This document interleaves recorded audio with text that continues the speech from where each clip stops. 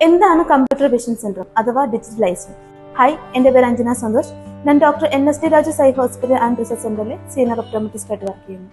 ദീർഘനേരം mobile phone, TV, computer, laptop തുടങ്ങിയ electronic ഡിവൈസുകൾ യൂസ് ചെയ്യുന്ന സമയത്ത് നമ്മുടെ കണ്ണുകളെ ബാധിക്കാവുന്ന ഒരു ബുദ്ധിമുട്ടാണ് ഡിജിറ്റൽ ഐ അഥവാ കമ്പ്യൂട്ടർ വിഷൻ സിൻഡ്രോം എന്ന് പറയുന്നത്.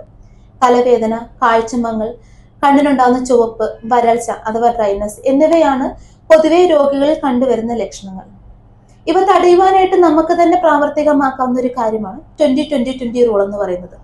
അതായത് 20 മിനിറ്റ് നമ്മൾ സ്ക്രീനിൽ ചെലവിട്ടതിന് ശേഷം 20 അടി അകലെയുള്ള ഒരു വസ്തുവിലേക്ക് നമ്മൾ 20 സെക്കൻഡ് നോക്കാം.